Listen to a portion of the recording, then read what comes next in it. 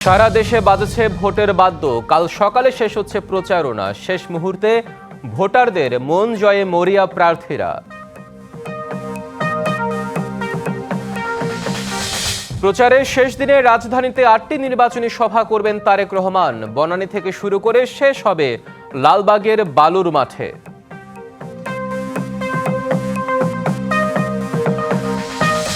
এবার game changer হবেন 4.5 কোটি তরুণ ভোটার। 28% ভোটার বদলে দিতে পারেন অনেক অঙ্ক।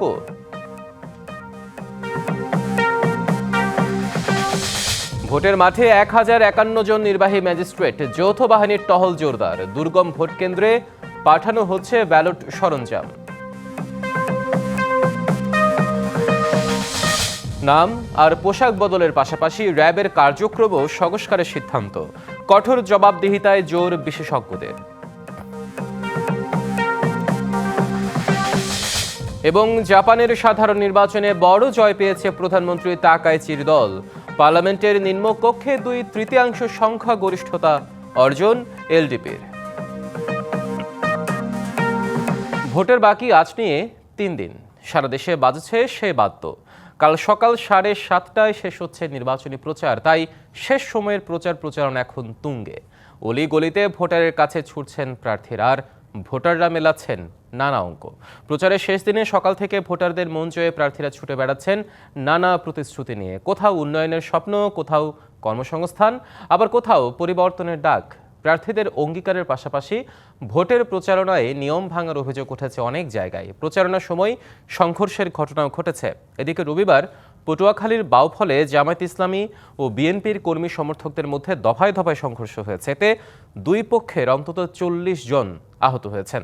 নিজের নির্বাচনী এলাকা ঢাকা 17 আসনে একটি এবং ঢাকা দক্ষিণ ঢাকায় 7টি নির্বাচনী সভায় আজ অংশ নেবেন বিএনপি চেয়ারম্যান তারেক রহমান। বেলা 11টায় বনানীর কামাল আতাতুর্ক অ্যাভিনিউর খেলার মাঠে সভা দিয়ে শুরু হবে তার দিনের কর্মসূচি। এরপর ঢাকা 10 আসনে কলাবাগান ক্রীড়া চক্র মাঠ, দুপুর 12টায় ঢাকা 8 আসনে পীরজঙ্গি মাজার রোডে, বেলা 1টায় ঢাকা 9 আসনে মান্ডা তরুণ সংঘ মাঠে, দুপুর 2টায় ঢাকা 5 আসনে যাত্রাবাড়ি শহীদ ফারুক রোডে, বেলা 3টায় ঢাকা 4 আসনে জুরাইন দয়াগঞ্জ রোডে, বিকাল 4টায় ঢাকা 6 আসনে ধূপকোলা মাঠে এবং বিকাল 5টায় এবং ঢাকা 7 আসনে লালবাগ বালুর মাঠে সন্ধ্যা 6টায় জনসভায় বক্তব্য দেওয়ার কথা রয়েছে তার। দর্শক, তারেক রহমানের পথসভায় আছেন আমাদের সহকর্মী আনোয়ার হোসেন, তিনি আমাদের সাথে যুক্ত হচ্ছেন। আনোয়ার, কেমন দেখছেন পথসভা, এখন কোথায় আছেন জানাবেন আমাদের।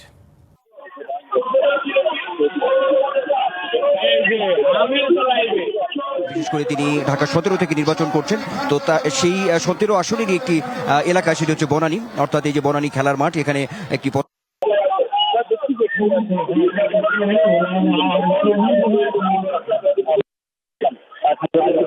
এর মধ্যে আমরা দেখতে পাচ্ছি। আর বনানী এবং গুলশান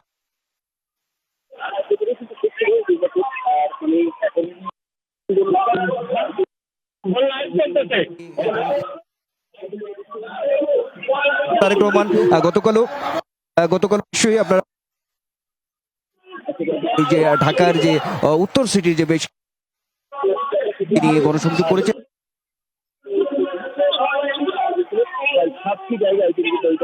বেশ 7টি জায়গায় তিনি কিন্তু এই গণসংযোগ অর্থাৎ পথসভা সেখানে অংশগ্রহণ ও সব মিলিয়ে আসলে পরিকল্পনা এবং প্রতিশ্রুতির বিষয়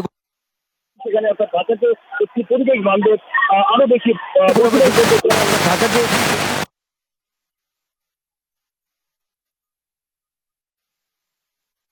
রয়েছে সেই সমস্যা এসেছেন আমরা দেখেছি, আজকেও তেমনই হবে। অর্থাৎ ঢাকার যে সমস্যাগুলো রয়েছে, বিশেষ করে আবাস আমাদের সহকর্মী আনোয়ার হোসেন যুক্ত হয়েছিলেন তারেক রহমানের পথসভা থেকে। এদিকে ঢাকা 13 আসনে 11 দলীয় নির্বাচনী ঐক্যের সমাবেশে এ নিয়ে বিস্তারিত জানাতে আমাদের সাথে সরাসরি যুক্ত হচ্ছেন সহকর্মী হাসান আল মামুন। মামুন, জানাবেন 11 দলীয় জোটের পথসভা কেমন দেখছেন, সেখানে জনসমাগম কেমন, নির্বাচনী প্রতিশ্রুতি বা কি দিচ্ছেন তারা আজকে? হিমাদ্রি, ধন্যবাদ আপনাকে। নির্বাচন ঘনিয়ে এসেছে, আগামী 12 তারিখ জাতীয় নির্বাচনী প্রচারণারও শেষ সময়। আগামীকাল সকাল 7টার মধ্যে শেষ হচ্ছে জাতীয় নির্বাচনের যে প্রচার কার্য, সেটি এরই মধ্যে কিন্তু সব দল তোড়ঝোড় করে তাদের নির্বাচনী যে প্রচারণার কাজ সেটি শেষ করছেন। তারই অংশ হিসাবে 11 দলীয় যে নির্বাচনী ঐক্য জোট করেছে বাংলাদেশ জামায়াত ইসলামী, সেই নির্বাচনী ঐক্য জোটের ঢাকার যে নির্বাচনী প্রচারণা, সেই নির্বাচনী প্রচারণার অংশ হিসাবে ঢাকা 13 আসনের যিনি প্রার্থী রয়েছেন বাংলাদেশ খেলাফতে মজলিসের যিনি আমির মাওলানা মামুনুল হক, তার আসনে আজকে নির্বাচনী জনসমাবেশ। এই জনসমাবেশে প্রধান অতিথির বক্তব্য রাখবেন বাংলাদেশ জামায়াত ইসলামীর আমির ডাক্তার শফিকুর রহমান। যদিও বেলা 10টায় এই সমাবেশ শুরু হওয়ার কথা ছিল, কিন্তু কিছুটা সময় বিলম্বিত করে কিন্তু সমাবেশ মাত্র শুরু হলো এবং এখনো মঞ্চে আমিরে জামাত এসে পৌঁছাননি।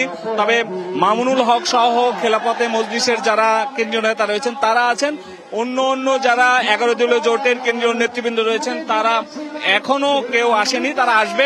এবং আমরা দেখতে পাচ্ছি যে যেই মাঠ রয়েছে যেখানে জনসমাবেশের যেই নেতাকর্মীরা তারাও কিন্তু এখনো আসছেন। এরই মধ্যে কিন্তু তাদের কুরআন তেলাওয়াতের মধ্যে দিয়ে অনুষ্ঠানের সূচনা শুরু করেছে।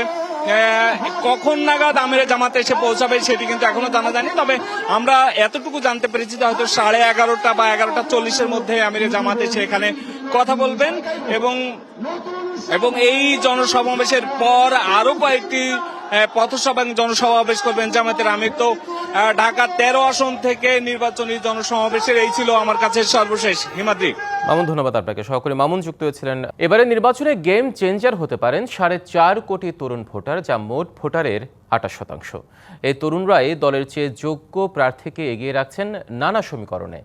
রাজনৈতিক বিশ্লেষকরা মনে করেন জনবান্ধব প্রতিনিধিকে বেছে নেবেন তরুণরা।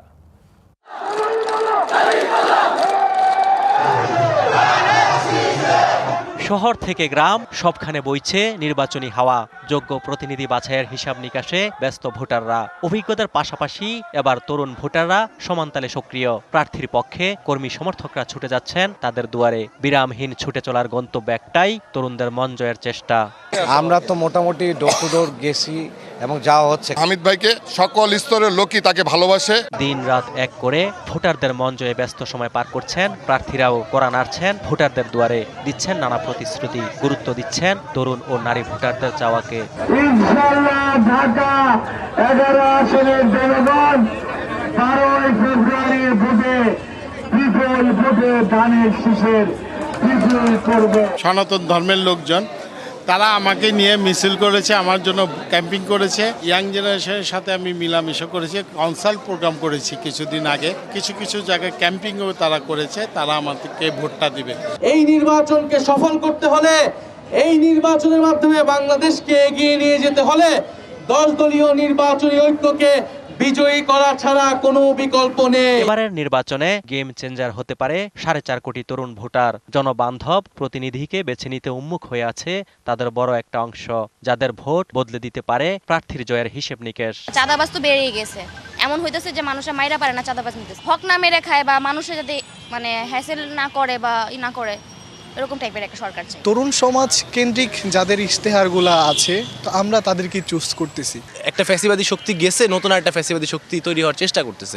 দিন শেষে ওই জেলাও সেই কদই রয়ে গেছে। কিন্তু নারী এবং পুরুষের মধ্যে ভেদাভেদ করবে না। যোগ্য প্রার্থী চাই একজন, যাতে দেশের দারিদ্রতা দূর হোক, বেকারত্বটা অনেক দূর হোক, তরুণ প্রজন্ম অনেক আগায় যাক।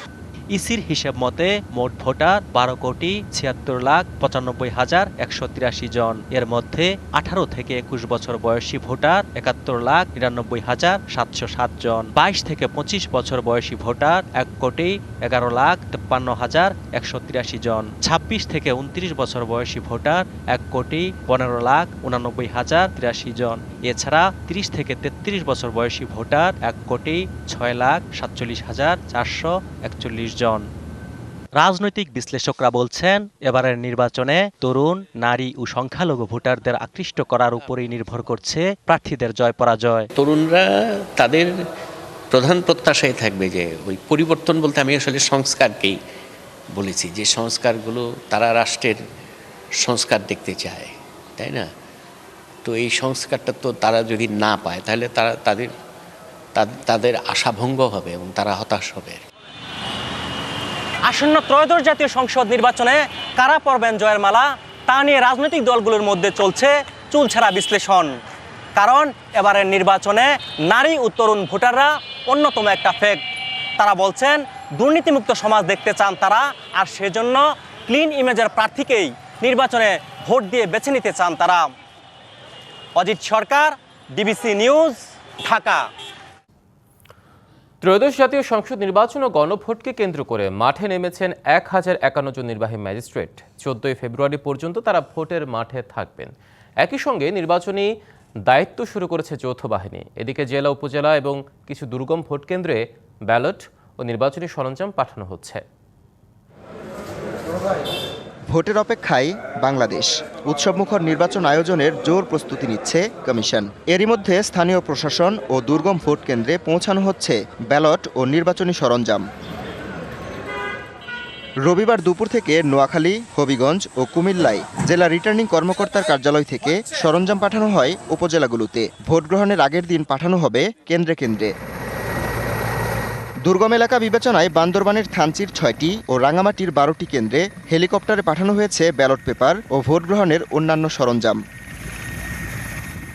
সুষ্ঠুভাবে নির্বাচন সম্পন্ন করতে মাঠে 1051 জন নির্বাহী ম্যাজিস্ট্রেট। 14 ফেব্রুয়ারি পর্যন্ত তারা ভোটের মাঠে থাকবেন। খুলনায় নির্বাহী ম্যাজিস্ট্রেটের নেতৃত্বে নগরীর বিভিন্ন এলাকায় টহল দিচ্ছে যৌথ বাহিনী। আপনারা নির্বাচনে একদম ভয় ভীতিহীন অবস্থায় আপনার নির্বাচনে পার্টিসিপেট করবেন, আর আইন শৃঙ্খলা পরিস্থিতি যাতে স্বাভাবিক থাকে এই কারণে আমাদের এই যৌথ পেট্রোলের আয়োজন করা, এবং এইটা একটা রেগুলার প্রসেস, এটা কন্টিনিউ থাকবে। এদিকে নির্বাচন সামনে রেখে আইন শৃঙ্খলা পরিস্থিতি পর্যবেক্ষণে ভোলায় যান নৌবাহিনী প্রধান। জানান, নির্বাচনে শান্তিপূর্ণ পরিবেশ বজায় রাখতে সর্বোচ্চ প্রস্তুতি নিয়েছে নৌবাহিনী। নির্বাচনের পরবর্তী 2 থেকে 3 দিন পর্যন্ত আমরা সকল আইন শৃঙ্খলা রক্ষাকারী বাহিনী সদস্যদেরকে সাথে নিয়ে সর্বোচ্চ সতর্কতা অবলম্বন করব, যাতে দুর্গম অঞ্চলেও কোনো প্রকার সহিংসতার ঘটনা না ঘটে, বিশৃঙ্খলার ঘটনা না ঘটে।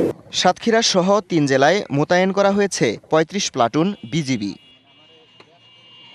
Habibur Rahman, DBC news desk. দর্শক, নির্বাচন নিয়ে শেষ মুহূর্তের যৌথ বাহিনী একটি ব্রিফিং হচ্ছে, আমরা এখন সেখানে যুক্ত হচ্ছি।